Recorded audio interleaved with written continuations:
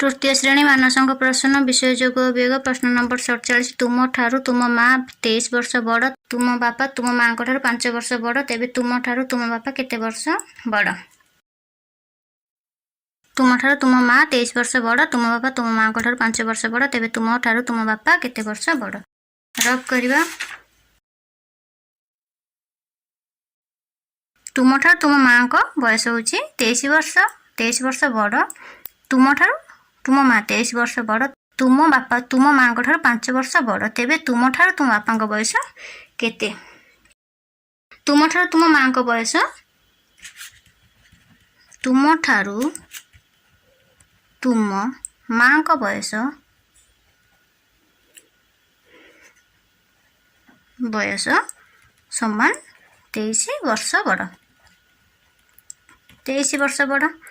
तुम बापा तुम माँ को ठारू 5 वर्ष बड़ तुम माँ को ठारू तुम बापा 5 वर्ष बड़ तुम बापा 5 वर्ष बड़ तुम माँ को ठारू 5 वर्ष बड़ बापा बड़ माँ साना केते वर्ष 5 वर्ष बड़ अछंती तेबे तेबे तुम ठारू तुम बापा केते वर्ष बड़ तुम ठारू तुम बापा बड़ तुम ठारू तुम बापा बड़ हेबे समान तुम ठारू तुम माँ बयस जुक्त तुम बापा तुम माँ को ठारू 5 वर्ष बड़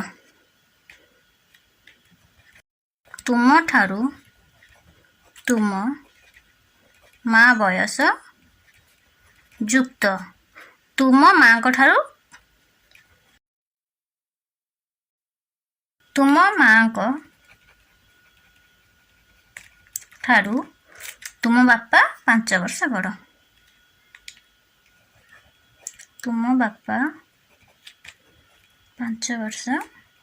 बड़ तुम ठारू तुम माँ बयस 23 वर्ष बड़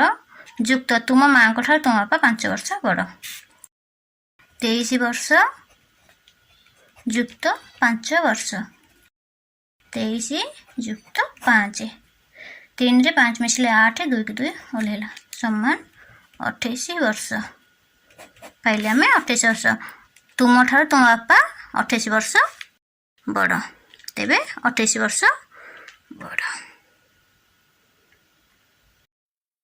उत्तर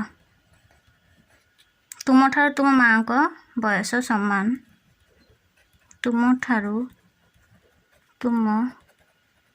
माँ बयस समान 23 वर्ष बड़।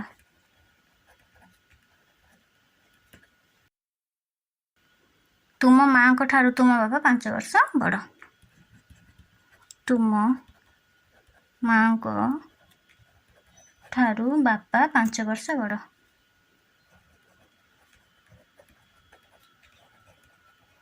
पांच वर्ष तुम माँ को ठारू तुम बापा बयस 5 वर्ष बड़ तुम ठारू तुम बापा बड़ हेबे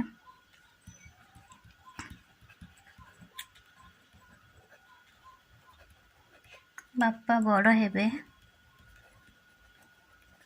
समान तुम ठारू तुम माँ बयस तुम माँ बयस जुक्त तुम माँ को ठारू तुम बापा को 5 वर्ष बड़ तुम माँ को ठारू तुम बापा 5 वर्ष बड़ 5 वर्ष बड़ समान 23 वर्ष जुक्त 5 वर्ष समान 28 वर्ष।